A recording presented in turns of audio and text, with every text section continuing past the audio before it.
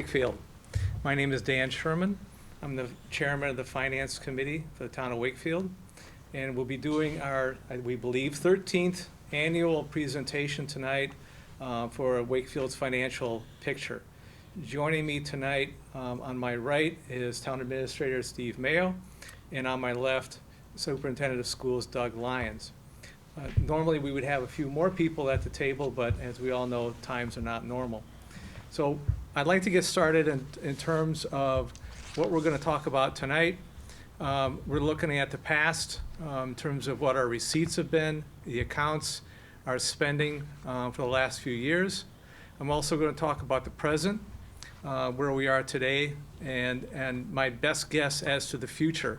In years past, I felt very confident about where the future held for the town of Wakefield's financial conditions, and what we might expect for revenue, our expenses, and so forth. But this year is no normal year, as we all know. You will see at the end of this presentation, I did some forecasts that had various what-if scenarios, where we tried to figure out if the state and our local receipts were worse than we expect or really, really bad, and what that might entail. So we'll see that at the end of the presentation. So first up is the receipts in terms of what we've received the last few years. Since 2000, our total receipts have increased from about $48 million up to around $93 million. And you can see the rate of increase. The 10-year average is about 4.12%, and our 5-year average is about 4.26.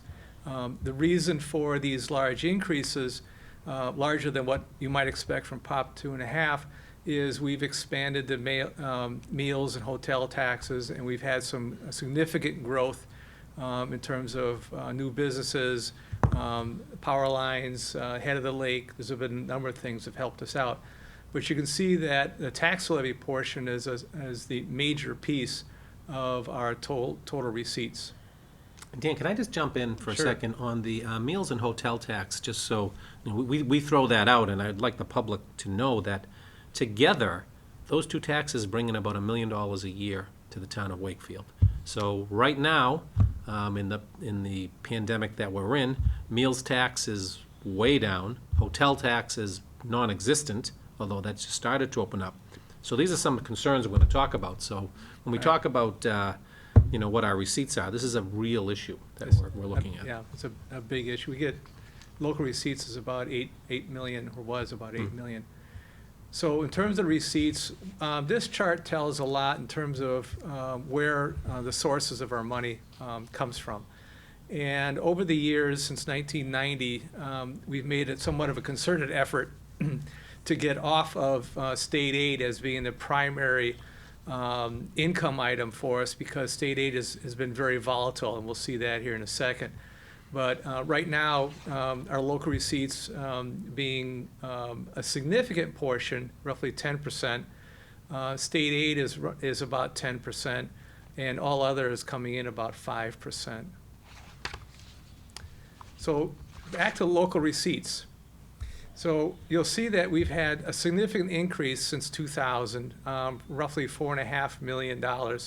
And for 2019, fiscal year ended last June 30, we got all the way up to about 8.3 million. And the big nut for us is the motor vehicle excise taxes. That's the bottom. And it's just over almost about half. It's about $4.3 million is vehicle excise taxes. Other excise taxes gets us over 5 million. And then there's other pieces in terms of fines, revenue, licenses, and so forth. But again, a motor vehicle excise tax, and because of the COVID-19, we're assuming that the motor vehicle excise taxes are going to decrease. We're not going to have that same kind of increase, so that's going to affect our local receipts. I had mentioned that state aid is running at roughly $10 million. Well, you'll see on the chart that we had a significant dip back in 1992 with the dot-com bust. Some of you may remember that the market really tanked back in '92, and with it the state revenue, so state aid got cut. It slowly creeped back up to around $11 million for us in 2001, 2002, and then it went down again. And then again in 2008, it started creeping back up, and then we had that crisis.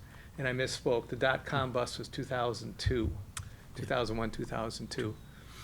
And then, starting 2011, our aid started creeping back up. Well, if I would put a graphic over this that showed every recession that we've had, I think you'd probably see a pretty close one-on-one. There's a delay factor, but given where we are today, my expectation is that $10.2 million figure that we had for 2019 and 20 is going to drop down. It could drop down to the $8 million level that we saw in 2012. That is a possibility, and one of the what-if scenarios that I ran to see what might happen if that indeed is the case, that we drop down to just $8 million versus the 10.2 where we are today. I think the other thing that's great, if you go back to that graph for a second, or not great, it's interesting, is that back in 2001, 2002, we were up over $10 million in aid, and then it came down. We're about up, last year around $10 million in aid as well. But as a percentage of our budget, that's much less. Right. So that's Right. Our budget is much higher. Healthcare has gone up, salaries have gone up, costs have gone up.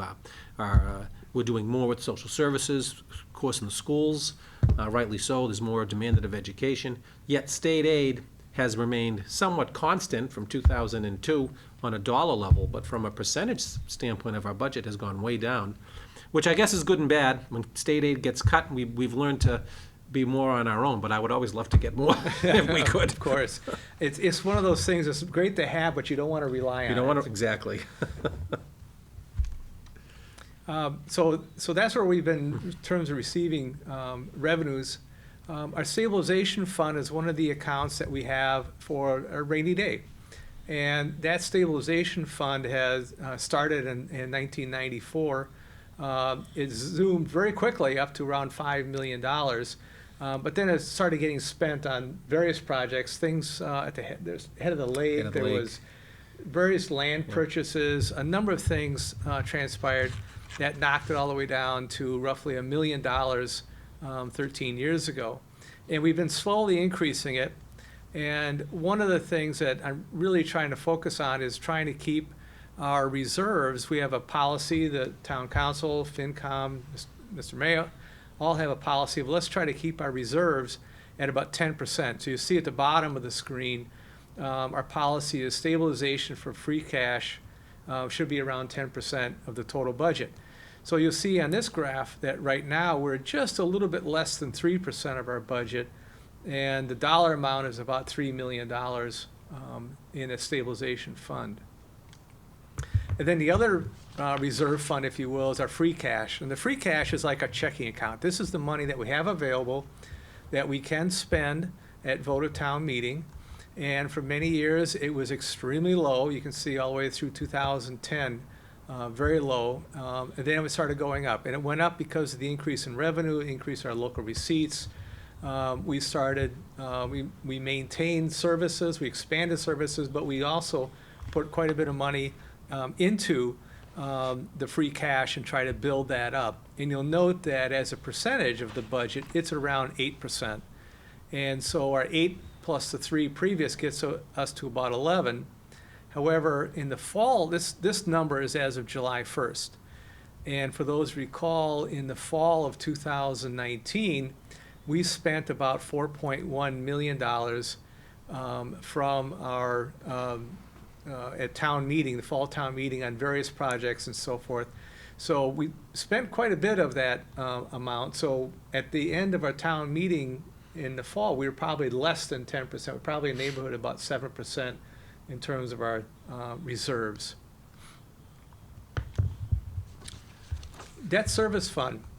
This debt service fund I've expanded from years past, where I used to just stop it in the current year. But I thought it might be interesting to see what would happen if we continued to fund the debt service fund And the debt service fund, I should remind people, that is a fund where we had set up a number of years ago to do large capital projects. So, for example, Dolbear School, the public safety building, Woodville, the fields are in this. We're going to put the roads, if the road bill passes, we're going to put that. So it is basically a fund that's used to pay the amortization payments on the bonds that we issue. We usually issue 20-year bonds, and this debt service fund is used to pay off those bonds. And what I'm showing here is if we do nothing regarding of new projects, you can see how much the debt service fund will increase, assuming that we continue to fund it at the rate that we have been for the last, 20 years or so.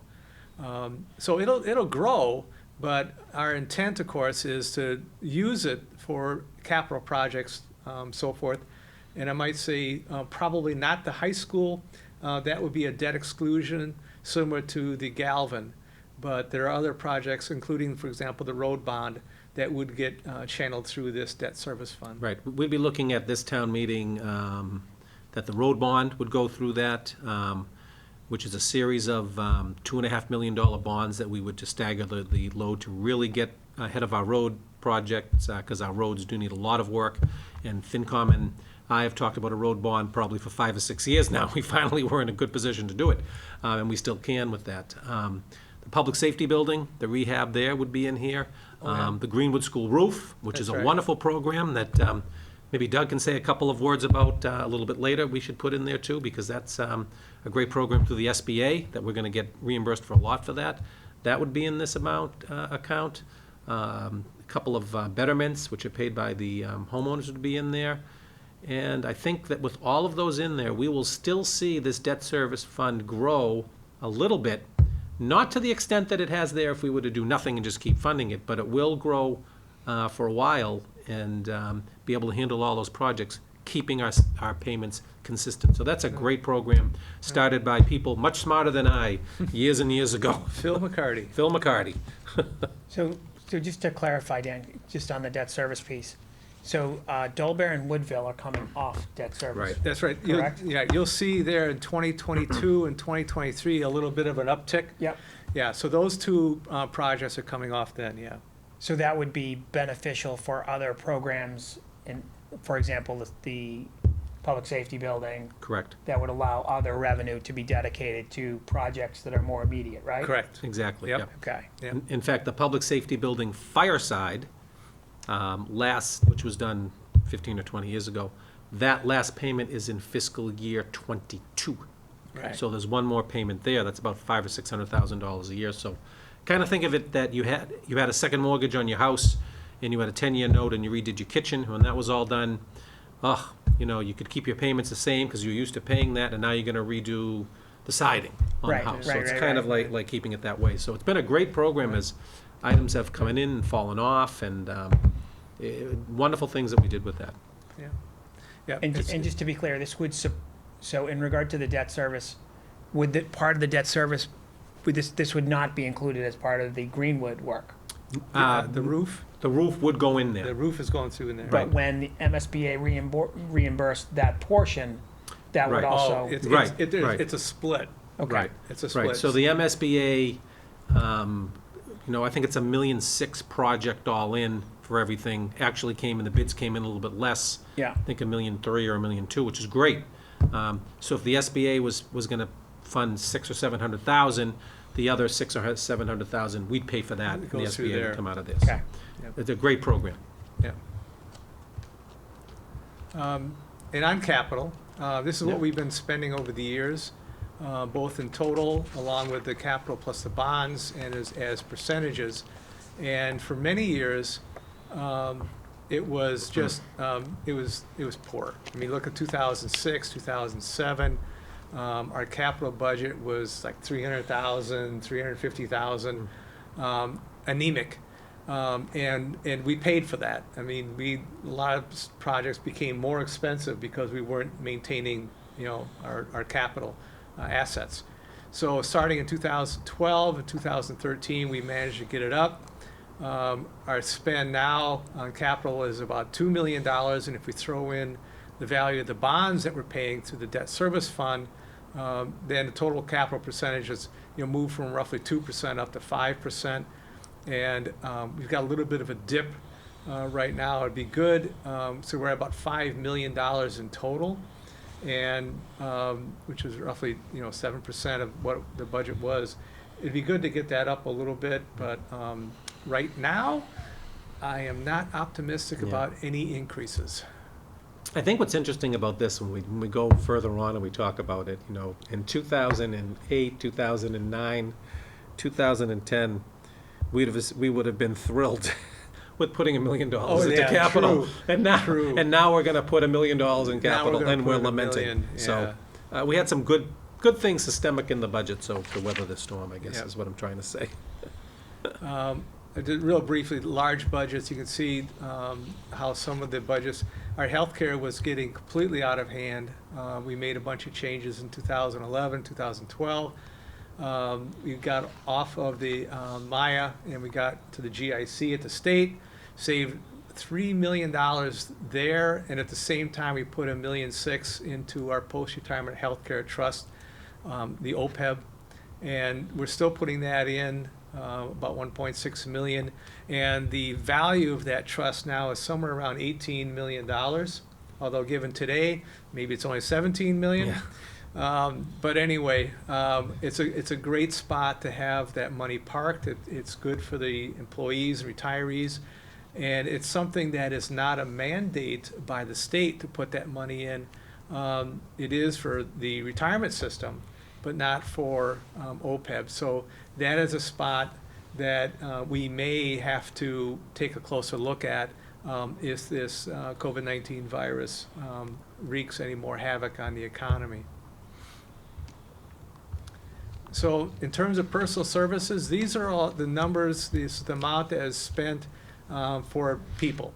Salaries, bonuses, anything for an individual. And you can see that between 2015 and 2020, what kind of increases we've had. Roughly 6% for the schools, almost 6% for fires, 5.1 for police. Library's been down at 3.5. Those first three that I mentioned all have expanded their workforce since 2015, not by a lot, but by some. And the library has actually been held pretty steady. They have about the same workforce the entire time. DPW, again, about 5.6. Again, I think they've expanded their workforce. General government, Steve's bailiwick, only 1.5. I tell you. Doing more with less. Doing It's more great. with less. Human services up to 5.6. And our total over that time period is roughly a 5.6% increase. I think what doesn't tell the story on these, and the next one too, when you look, is that there's been a lot of mandates brought down, a lot of items we brought back. We brought back the fire prevention officer in the fire department.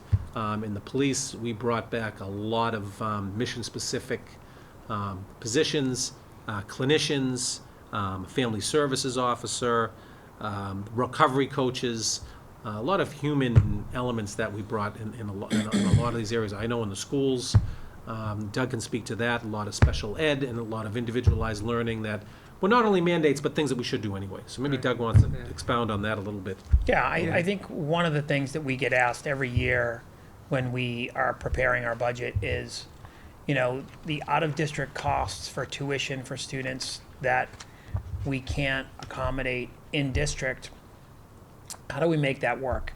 Do we plan programming, or do we think about accommodating students in district as a first priority? And I think for those, for example, Dan knows, and I think Steve knows as well, we always try to create programming in district first. And so, but those are costs that is, we talk about it as, spending money to save money, right? And not only is it, Steve said this a moment ago, it's something that we should do. When we can keep students in district with their age-appropriate peers to be educated in their home schools, it's a benefit to our schools, it's a benefit to those students and their families. And it's also a benefit to our community, to be completely honest. And so when a student goes out of district and they're displaced, it's kind of a difficult situation for families, and especially for students, to stay socially connected and connected educationally as well. And so we feel like the monies that we've invested in special education, which is represented in this number, has been a smart investment on our part, and it has really helped us. And now that budgets are getting tight, I think some districts are really going to be challenged, who are in the situation where a high number of students were sent out of district. So we're pleased that we've had the support and have been able to grow the budget to make those accommodations. So that's just a little bit of information there. I think on the DPW, we've expanded that workforce, and I think one of the reasons, I know that happened before fiscal year 15, but when the DPW took on more responsibility, we slowly increased that workforce to try to accommodate.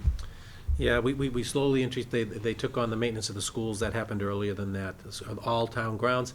Also, again, federal mandates regarding stormwater management. So we brought a lot of that in-house. OSHA requirements that we need to do. And also, I think the services that the citizens require and deserve. So we've really paid much more, well, we paid more attention to that over the last few years and slowly tried to grow that up. But I think still the DPW personnel count is probably down from a high of 80 plus in the 90s to in the 70s now. So it's still, we still have less people, but more specializations and what have you. So it's and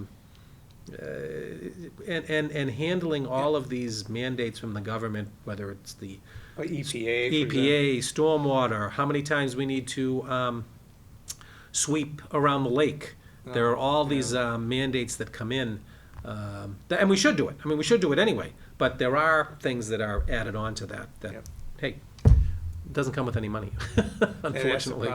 That's a problem. And the same type of chart, if you look at total budgets, and these mirror the personal services. For the most part, most of these budgets' cost are the people. So the expenses beyond the people are really quite small, and hence these percentages are really very consistent with what we saw in the previous screen. So enough of the past. Let's look forward and see what we want, our various priorities. So across the top, public safety, of course, has always been at the top. Our infrastructure, business development is absolutely critical to maintain our revenue base. Education is always at the top of the list. Buildings, we've done better with buildings over the last few years because we've been putting more money into capital. And that's another one to Doug's point regarding spend money to save money. Because if we don't maintain the roof of a building, Right. which is relatively inexpensive compared to replacing the building. Right. Yeah, so it's the same deal. We still need some work on playgrounds. I did see the guys are working over at Moulton today in the rain. We've been doing basically one playground a year for the last few years. I think at Greenwood, the Greenwood playground, school playground, is actually working on that today, getting that done. It was kind of delayed because of the COVID issue, and we're probably going to put a playground on hold for this year, for this budget cycle right now. Right. Anyways, but yeah, we've been trying to hit one a year. So. And the other thing, an important point in terms of setting our budgets is that our spending has to be equal to our revenue. Unlike the federal government, we just can't borrow and issue debt at willy-nilly. And so we need to keep an eye on both spending and revenue, keep them as close as possible. And we really want to maintain our policy reserves, our 10% reserve. And that's going to be, I think it's going to be a big challenge in '21. I have a feeling we'll be tapping into some of those reserves. So as I already mentioned, reserves are up to 10% of our total budget. We're good there. We've enhanced some services. Steve mentioned a few, and one I recall was we have Sunday hours at the library. That was added about 6 or 7 years ago. But we also have $60 million in capital projects over the next 5 years that have been identified by our capital planning committee. And that does not include the high school. Meals and hotel taxes, as we mentioned, has been giving us about $1 million a year. This year, really good news, a snow and ice overdraft, a big zero. Love that. Yep, actually, we'll probably return close to $300,000 to the general fund. Is it? Great. All right, 300 grand. And that's an interesting one, too. Years ago, we budgeted $293,500 for Right. snow and ice removal. And every year, Same amount. you can overdraft it. It's the one area that you can spend over, and the town council will have to okay it, and the finance committee would okay it, and every year the finance committee would say, Steve, we gotta budget correctly for this. So we slowly started ratcheting that up, and I think we budget either $800,000 or $850,000 a year now. My DPW director will tell me that the average year is $1 million or $1.1 million. Yeah. And this year, I'm told gonna say me this the year's same- gonna bring it down. He This year's told you gonna the bring same it thing. down. But this year, actually, that was a lucky spot this year. I guess we still have a few weeks to go in this fiscal year. So you never know what could happen in this crazy world, but that was one bright spot. Yep, yep. And the final point, which I added, of course, is the virus implications and what that's going to do. So on to 21 further. Right now, our outstanding debt and interest payments on the projects of Woodville, Public Safety, Senior Center, Recreation, Public Land, and Walton totals up to about $64.1 million. And as we just talked a few minutes ago, the Woodville is coming off shortly this coming year. Retirement unfunded liability is at $42.5 million as of January 1st. That's my estimate. We don't have an official report yet, but I've ballparked it at $42.5 million. Our post-retirement medical liability, we got a report of that amount, and that's July 1 of 2019, is estimated at $66.5 million. So we still have a total of $175 million in debt that we have to pay off over the coming years.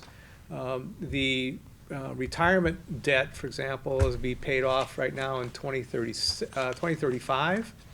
The OPEB, we're scheduled to get rid of that, I think, about the same time, in 2035 or 2036.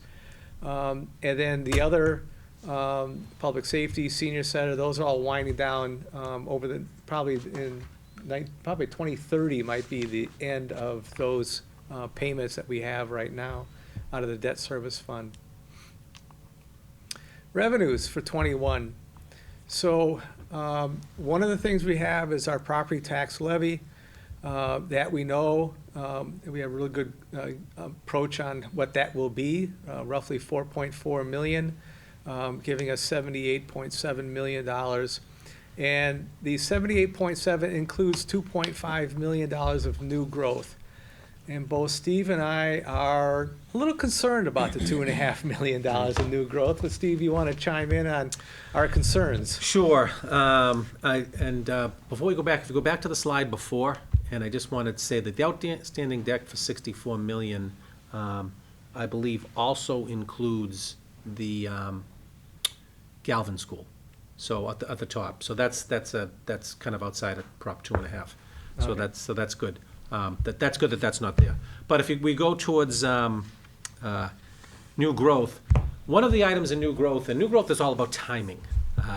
We think it's eventually going to come, and certainly the COVID-19 has slowed down some of the construction that's going on.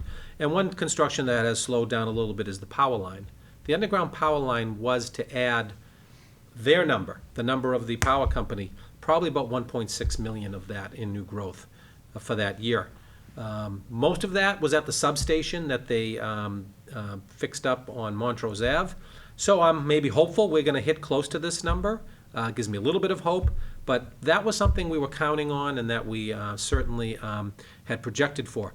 It will come. It may be spread out over a couple of years, which is nice to get it this year, and then it gets in your tax base for next year. So there may be a little bit of juggling on that, a little bit of smoothing on that Smoothing is always good on asset buying on the other side. This case, I don't want it smooth. No, we don't We want want it it right away. So that's kind of where we're a little bit, treading a little bit. The other thing is that a lot of the other new construction in town, Foundry Street, they did slow in the beginning of the COVID project. So that could affect our timing on those in other years too. But I am heartened that people are still coming in, they're still filing for building permits, they're still talking about projects in Wakefield, so who knows, perhaps we will get close to that. So we won't know that until August or September. Or October Or November. October. Yeah, we don't want to talk about Yeah. the 9 Cs. So anyway, so we're expecting roughly 78.7 million there. As I mentioned earlier, we're expecting a decrease in state aid. Instead of having roughly 10.3, 10.6, or 10.7, we're going to assume that we're all going to get 9.7. I did see some numbers coming from the Taxpayers Association that they think the $6.1 billion shortfall is coming from the state. That's what, 14% of their budget? That is going to hurt. And we already talked about the decrease in local receipts where the hotels are vacant. Restaurants are doing some business, but instead of 8.2 million, we're now projecting 7.25 million. We expect to tap some free cash or other reserves as we need. We do expect a payment from the Light Department of about $1 million. We have some available funds. We'll draw 84,000. We do get SBA payments from the School Business Administration of 530,000. Yeah, that'll be the last year. That's This is the last year on the Woodville. Last year. But that's great, too. We also have a debt exclusion of 2.5 million for the Galvin that which received. So total revenues are expected to be around $97.1 million. So where are we going to spend it? So expenses, what we're going to be asking town meeting to approve is general government 2.4 million, public safety at 12.5, human services at almost $1 million, public works at 7.1, schools at 43.7, library at 1.7, vocational schools at 1.6, unclassified, which is lots of odds and ends, and then the benefits costs at 17.6. And maybe at this point, it might make some sense for Doug to talk a little bit about the school budget. Sure. I think one of the things that's important to note is that, we proposed a budget back in March, and that budget was a 4.88% increase with some new positions. And what we've done is we've kind of worked with Steve and with Dan, and we've decreased that proposed budget to just under 4%, right? And, we know that so goes the town, so go the schools, right? We know that to be a good collaborative partner, we need to kind of adjust and adapt to the situation. And I think, COVID and the school closure back in March, starting March 13th, and to the end of the year, it'll be 61 days total.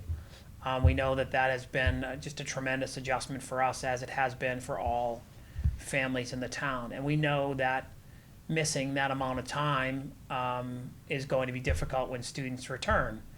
And so we've adjusted the budget, and we will continue to try to adjust and adapt to what we need to open schools safely. That's our first priority. And so that's our kind of our goals. I can also tell you that we will continue to advocate fiercely for what our schools and what our students need. We continue to serve just over 3,500 students with 570 employees in 7 bargaining units. And we're trying really hard to think about how to, again, continue to adapt it to meet the needs and be flexible with the budget and with the footprint that we have financially. And I think that's part of the reason why we're here working collaboratively this evening. And so this budget number that you see for FY21 represents that decrease of $400,000. we're also thinking, like Dan and Steve are thinking, long term. We're thinking that adjustments that we're going to need to continue to make in the budget are not going to be just an FY21 conversation, but an FY22 and an FY23 conversation. And so we'll continue that work while also continuing to advocate where we need to grow and where we need to cut. And so to meet student needs and to open safely. But that's where we're at. Yeah, I think the one item that really we don't know is what are these COVID-19 costs going to be? Oh, For absolutely. the schools, for the town, for the library, for the senior center, for anywhere there's real human contact. Right. And this is how we do our jobs, right? Is Right. with human contact. This is how we best teach. That's how we best meet with people, how we best service them. Right. So those are nebulous right now. We don't know what's going to happen with the federal and the state government. There is the couple of rounds of federal stimulus. One was called the CARES Act that we will be tapping into to cover some of our expenses for this fiscal year, because of the overage that we would have had otherwise. But really, we kind of don't know what's happening. And as many seminars as I go to, as many Zoom meetings I attend, waiting for some guidance that will say, Steve, the town of Wakefield is going to be able to use $1.5 million, $2.5 million, 750,000, whatever it is, Right, to right. plug the revenue gap. Right. Doug, it's the costs of managing education under the COVID. The state is going to pick up $1.5 million, whatever that number is.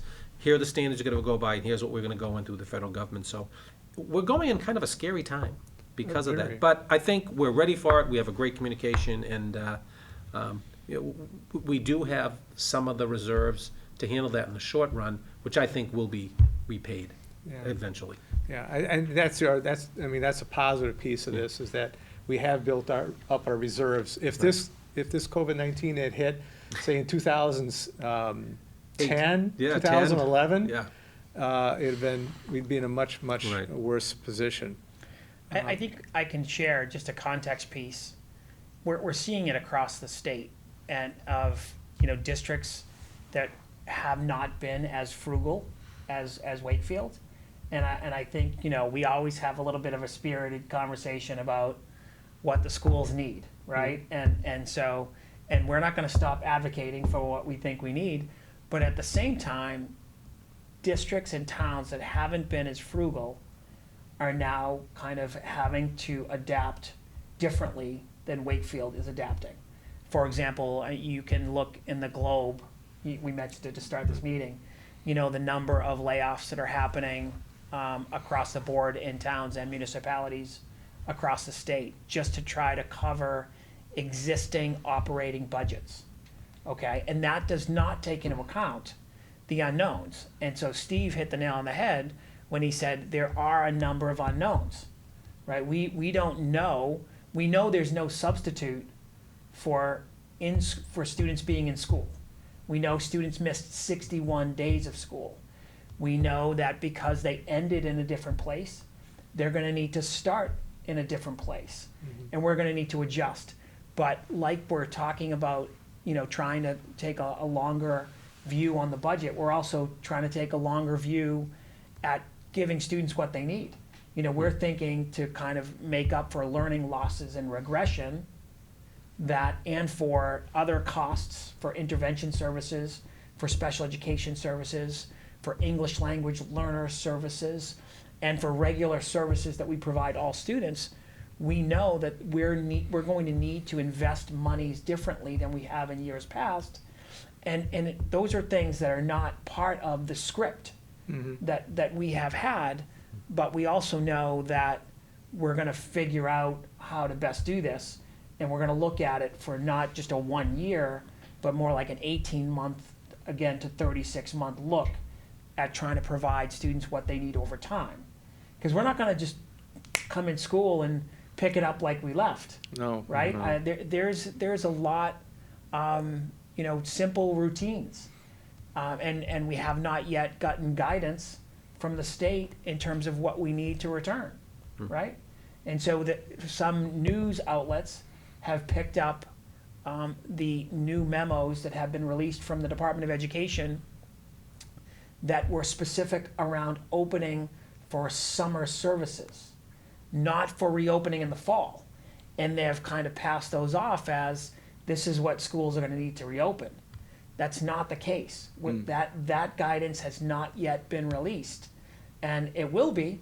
And we're hearing bits and pieces of it. We know that we're going to need to make modifications exactly like the town is making to reopen the economy by phase, right? And all of that guidance that you've gotten to reopen the economy, all of that comes with a giant asterisk Right. at the end, which says that we can follow this plan on this timeline as long as the public health data continues to allow us to move in this direction at this rate, right? And so we will be coming out in the next, the Commissioner of Education, Jeff Riley, is supposed to come out next week with information around, for guidance for schools. And when that happens, we will be sharing that with the community and also developing plans over the summer in terms of what our return will look like. But Yeah. again, that comes, like your reopening, we talk about this every day. Yeah, It comes with the giant asterisk at the Right. end. because So- there's so many factors. It's not only the opening of schools, it's the opening of childcare. You know, we talked about this today. If you're a teacher, right, and you have children, and they're having a bifurcated class, and your children you're trying to teach your kids, you know, your students there and remote. There's a lot of moving parts here Lot that of we're moving gonna have parts. to handle. A lot of moving parts, and welcoming people Yeah, back into the economy, welcoming people back into the workforce, right, in regard to phase 2 reopening, that might have a pre-existing medical condition, yeah, which would preclude them from participating as they had exactly. before the virus. Yeah. I mean, these are things that are not part of kind of the first few bullets that you Right. might read, right? Yeah. There's no But they're- bullet that says accommodations on there, and how do you do it? Right. And so it's interesting, the Commissioner of Education likes to say, you know, it will be, you know, a large percentage of guidance, but there'll be an asterisk around a lot of the decisions will, quote, be local. And a lot of those local decisions are the very difficult things that we're talking about, right? And so the good news is that I think I feel pretty positive that we can work through it and figure it out, right? Yeah, which brings up one question. So you've talked to a lot of the other fellow superintendents and districts and so forth. We have a special education account, a reserve of over $500,000, which is going to help us. I mean, all the reserves we have, we're going to need. And I'm curious, do you know of any other districts that have what we have in terms of setting aside some funds for unusual events for special education? I think some districts Do? have stabilization accounts, but I don't think a high percentage do.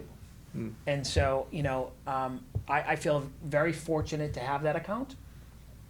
And we know we haven't needed to access that account because we've been able to fund growth and new positions through the local budget for the last few years. Yeah, we did 5 years ago? I think we tapped- did, we did tap it once, but Before your then we time. replenished it. Was it 3 years Right. ago? Yeah, Yeah. then we replenished. But it. right, Right. I think we did it right. We could have just left it, but we We could have used left it. and then Yeah, replenished somebody it, so we noticed, had it hey, again. wait a minute, Yeah. this is gone. But the other forecasting piece that you and I have talked about, just to be completely transparent and let people know, this notion of just accessing money or adding stabilization money, either from the rainy day account or from stabilization, you know, it's a bridge. Right. It kind of will get you through one fiscal year. Right. But if that becomes part of your operating costs year That's a- over year, That's a problem. that's a Yeah. problem, right? And then that's when you kind of have these, you know, growth, you know, when we talk about receipts, money in and money out, that kind of adds to that money out, which is disproportionate from the money in. Right. Is that, Yeah. right? And so, yeah. All right. We also have a series of articles. Normally, this capital article would be about $2 million, I believe. Yep. We cut it down to $1 million. Debt service automatically gets automatically is $1 million, and then 3.2 is going in. We have an article for our trash, 2.1 million, and that will probably go up a bit because of Yeah. some of the things that are happening in that market. I don't expect that to be 2.1. I expect the inflation on that's going to be much higher than normal in the coming years. Yeah, the big thing on the refuse is that where we were not paying, and actually years ago were receiving money on recycling, that market has kind of dried up. Whether that will happen again, I don't know. The other item on refuse is that it is based on pickup and based on tonnage, and actually the tonnage has increased since COVID-19 because people are home. Right. They're not going out to restaurants which Right, have private down. So the town's tonnage has increased. And I've actually had DPW do a calculator on that, and I'm actually putting in our extra refuse cost in our COVID federal reimbursement. I think it's a cost from COVID. We can Why point to not? it. Why not? You know, so listen, if I can bring this up, something that we need to be considering are things like disposal for COVID. So, for example, when we start to reopen, Yeah, especially our schools, one of the things that we've been coached yeah. very clearly on is when we return, when we have, it's the equivalent of medical waste, Yeah. right? And so, you know, if we're throwing away masks, if we have adults or students that are symptomatic, or we're Right. throwing away masks, that is, those things need to be disposed of separately on the school side. Like what you do at home might be a different story, Right. but on the school side, what happens to those things, right? And that's, you're so talking 4,100 gowns, 4,100 shields. people. Oh, yeah. Yeah. You know, gowns, shields. And so that's a piece that we're hearing that, you know, this is again, that loose tight, or Yeah. that it's a local decision, right? These are things that they're just adding to the list as we continue to kind of hear bits and pieces of what we need to plan for. We have 3 union contracts that have been settled and need approval. That's a little over $300,000. Our overlay account, you know, that has been at $600,000 since I've been on finance committee, and that's like 20 years. It's always 600,000, and Victor should does a trim it. great job. I told Victor we could. should trim it. No. We could, but no, does I do a mean, great but job. yeah, but Victor Yeah. does a great job, and that is not tapped very much each year. No, we did tap it, I think, last year to, because he had an overlay account for people at home. Is that, you know, when people contest their tax bill, all right, they say that they go for abatements, they say you overvalued my house, and really what you have to do is you have to pay it in, and then we would have to reimburse you the money if you win the abatement. And so we have to put money aside for that. It's prudent, right? And so that can, you know, increase over time. There's only so much, you can't go back forever on it. So occasionally there'll be a few $100,000 in outlying years that I'll say to Victor, what's the overlay balance? And he'll kind of look at me and I'll say, well, why don't you go back a few years? I need to look at this. So we did use it for some of the downtown engineering stuff. Okay. But you're right. He's absolutely fabulous job he's done with that, managing that account. And I have our tax assessor, tax collector, do a fabulous job for us together. And of course, the state and the county both send us a bill, and that Yeah. comes in at roughly $1.7 million for services that they provide to us. Not sure about the return on investment for that, but, so again, for fiscal year '21, expected revenue increases is at 1.74 million, or only 1.8%. Normally it would be around 4.1. But we're not expecting that. And I'd be happy if we get 1.8% increase for '21. In terms of salaries, increased spending there about 2.3, 400,000 for retirement, 500,000 for healthcare, 37,000 for Medicare, vocational schools at 137. State and county assessments went up 56. We reduced our capital 1.1 million from what we thought we were going to do. Department budget increases are about 2.8 million, or 3.3%. 3.9 is, as Doug had mentioned, for the schools, 1.9 for the police, 4.1 for the fire and DPW at 2.3. And we are agreeing, I think, across the board.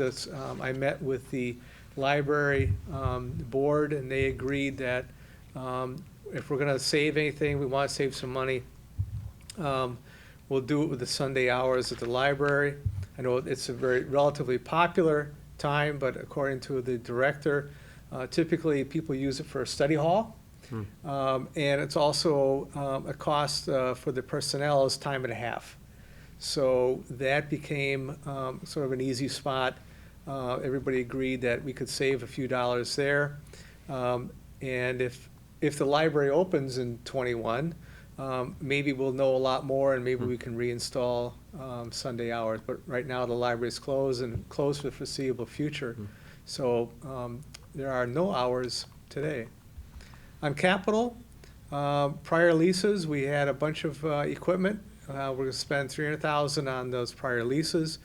On our fleet of vehicles, $227,000, $130,000 on our buildings, $35,000 on roads. We end up cutting the fields, parks, and cemetery to a zero. Miscellaneous items at $97,000 and IT at $218,000. I would note in terms of the IT, I think today's environment, that is more important than ever. I have noticed, I read an article where the guys in the black hats out there have stepped up their attacks in terms of malware and so forth since the virus. And so we really need to spend money on our technology. And the bulk of that is for wireless access points, so it's really to kind of continue that. It's critical, yeah. Water and sewer are both getting almost $100,000 for some of their projects. So in total, we spent about $97.9 million in '20. We're going to spend about $97.9 in '21. Total increase of a whopping $14,000 all in. Revenue is projected to come in at $97,132 with a difference of about $932,000 covered by free cash or other reserves. I did have a discussion with Mr. Gill, who thought there was a few items that are come in under budget for '20. So we should see some increase in our free cash when we close out '20. But that will be a few months from now before we know for sure. So our challenges. Numero uno, COVID-19 and what it's going to do to us. We've talked a little bit about that, and we'll talk about it some more. Field and building maintenance, we need to keep focus on that. Maintenance of schools, sidewalks, roadways. And the roadways, we're going to have a revenue bond. I mean, not a revenue. We're going to have a bonding to spend a significant amount of money on our roads, and that should help there. Stormwater control, we've talked about. We need to do more.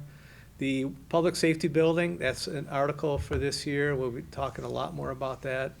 And high school, of course, is going to be a challenge for us, and we'll see where that goes in the coming months. And if you add it all up, we have identified capital projects of just over $60 million for the coming years. Opportunities. So the Eversource, I thought it was 1.5 million. You got 1.5, 1.6. something like that. They're going to like your number better. Oh, they will. They will, of course. And then to Doug's point, the Woodville bond, last payments for fiscal year '21, that's $565,000. It's coming off. The last senior center bond is $99,000. That's in '21, and the last public safety bond of $591,000 is fiscal year '22. So all those costs help us out to about $1.3 million in our debt service fund, which we'll turn around and we're going to spend on roads and other capital projects. And I think it's important to note that our bond payment will stay the same That's for the true. foreseeable future. And we'll be Into able the debt service. Into the debt service, and Right. we will continue, the debt service payment would stay the same, and we will continue to be able to add public safety building, the Greenwood roof, the road project, some drainage projects that we have as well. So it is exciting, and over the next few years, we will, as Dan's graph showed in the beginning, that will grow. That balance will grow in the debt service account, and we could put some other projects in there, like a DPW garage, things like that. So there is a very positive story there. Oh, I've forgotten about the DPW Yeah. grant. That keeps coming up every Yeah. year. It has been for what, Yeah. 10 years now? Yeah, for 10 years. Yeah, that keeps getting pushed back. So, back to COVID-19. So we really don't know what's going to happen with state aid and local receipts. We've given you the numbers tonight of what we expect. And we do have some assurances that the federal and state aid will cover the additional cost of the virus-related costs, that is. So then I thought, well, what if? And because of this unknowns, I thought, well, the best case is what we have right now, which I think is the best case. Others may disagree. But I'm looking at 10% reduction in state aid, 12.2% reduction in local receipts over our fiscal year 20 numbers, and then I'm assuming a 4% growth thereafter. I mean, some people in the Finance Committee think that this will be a V or a U recovery. I don't believe so. I think looking at state aid, that graph that we had from the prior recessions shows it's more as, what do you call it, the Nike swoosh? Nike swoosh, that was Yeah, my, that's Steve's I think the Nike swoosh is probably going to be spot on. I Yeah. think that's what we're looking at. I'm hoping for the V, though. Well, I am too. We all are, but we can't assume that, Yeah. of course. So then I said, well, what's a bad case? And I said, well, a bad case would be if there's a 15% reduction in both, with only a 3% growth, a less increase going forward. And I said, well, what would be the worst case? And I went back to that state aid graph where it dropped 20% in 2009, 2010. And I said, if we get to 20% like we did then, and slowly increase at 2%, I think that might qualify as the worst case. So, all right, so what happens if any of those three do occur? So this graph shows our total forecast of revenue, assuming each of those various cases, and you see in 21 it's basically flat or down, I think it went down a bit, and then slowly increased. That's the red line. And the middle line is the bad case, and the best case is the green line in the upper line. And you can see in 2029 that we finish well over 130 million under the best case and barely over 125. So I think it came in about 126 million in the worst case. And that looks not so bad. However, what does that do to the deficit? And deficit spending in this case, what I'm saying is that what happens if we maintain our services, with the exception of the Sunday hours at the library, if we maintain services and spend into our reserves to meet the shortfall. So for example, for 2020, we had a $2 million shortfall, which we tapped free cash to cover. So that's where that starts. In 21, we'd have to tap about $1 million in free cash. It goes back to what the previous graph where I said I think 932,000. So that's not so bad. And then it gets better. You're going out 23, 24. We get above water, and so it's not so bad. If in the worst case, we drop to a $3 million annual deficit for 21, 22, 23, and then slowly creep up until finally we get back to where we would be in 2029.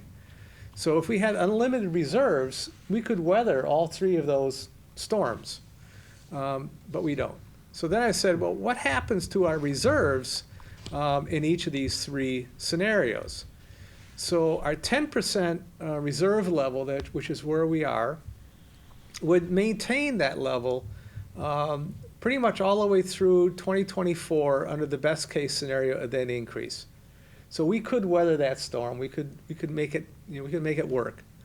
The bad situation, our reserves drop down to about 6% in 2025, and then creep back up and get back to where it needs to be in 29. But under the worst case, it drops down and we run out of all of our reserves in roughly 24, 25 time frame. And clearly, if the worst case does occur, now we're looking at in reductions in services, personnel, capital. We're looking at any number of things that we're going to have to do to weather a continuation of this storm if it does continue. So when I finished this little analysis, I didn't feel so bad. I thought, geez, if we can weather this kind of storm, either the green or the blue, the best or the bad, it's not so bad. I mean, if we come in at 6% on our reserves in 2025, that is still better than what we had, 15 years ago. So those two scenarios, I think, are palatable.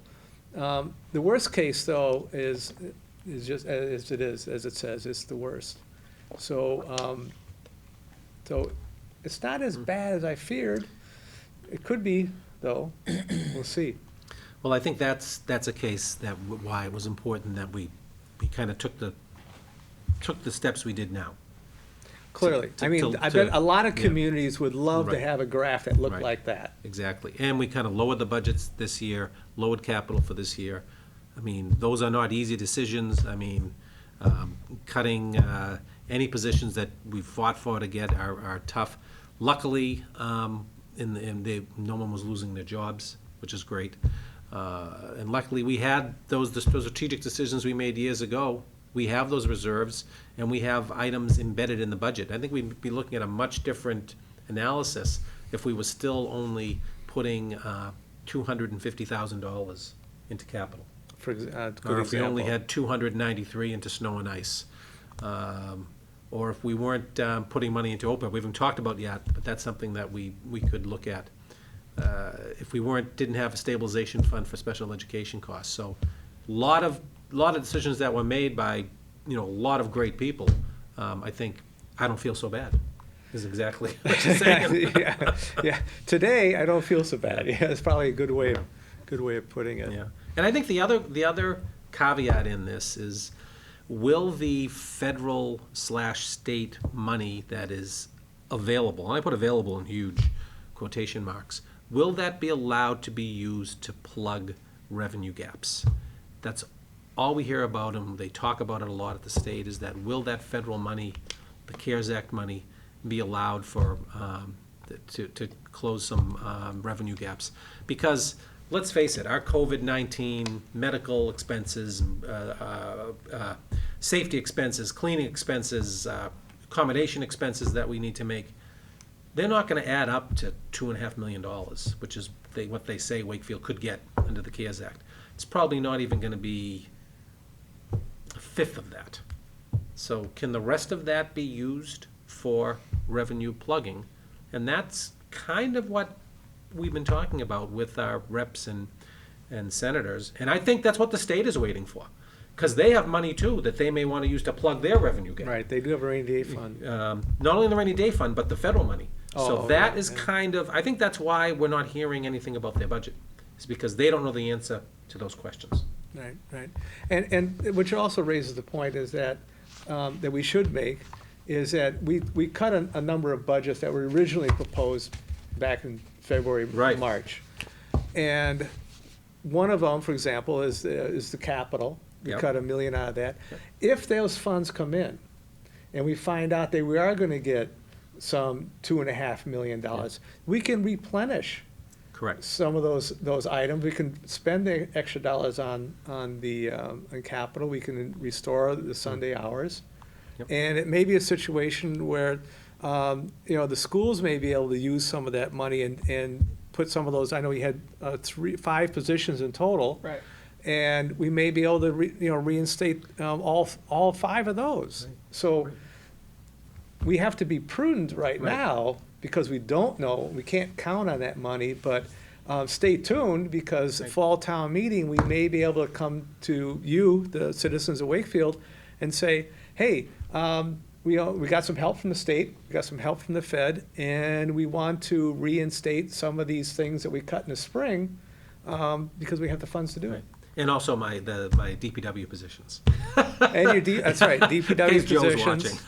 Yeah, Joe's watching, I'm sure he is. No, but you're right. I think that budgeting is something I've learned over the years. It's not a cut, it's a timing issue. So Timing maybe the timing isn't right, we can bring it back. And this is my last slide, which I just sort of summarize in dollars, what you saw on the previous graph in terms of expenditures and income under the best case scenario, where we're increasing costs, roughly 3.3, 3.4%, an increase in income initially at 3.4, about 4, then dropping off to 3.96, and that it continues to drop down to less than 4%, and I have it capped out at about 3.25 because of Prop 2.5 plus new growth, and so you got to take 2.5% plus something on growth. Our growth has been very, very good over the last few years, and along with the hotels and meals taxes, it's added to our revenue. I'm not assuming that will continue ad infinitum. So I think this is a time for any Q&A.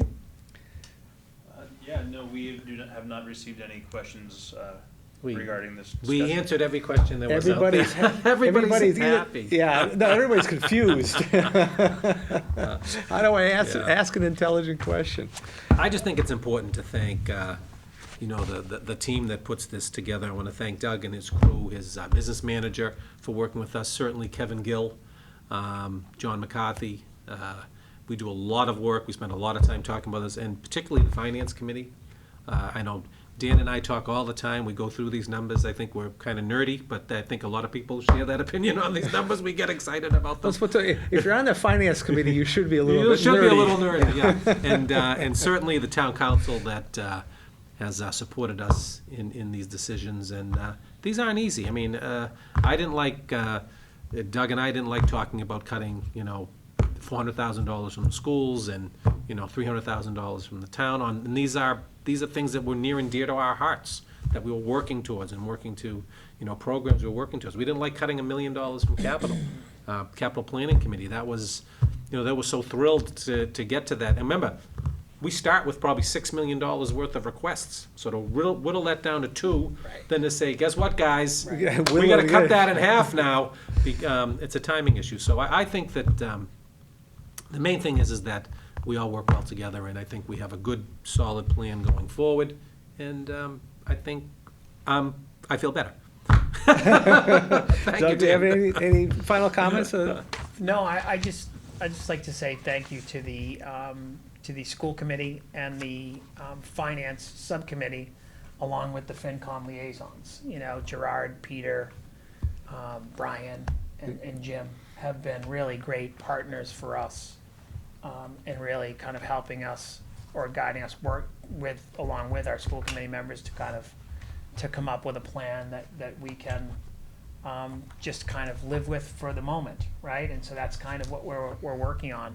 And I love that you said, Dan, that we'll continue to revisit this and adapt as the forecast and we learn more about what's happening at the state and the federal government. So Yeah. more to come. More to come, absolutely. So that concludes our session tonight.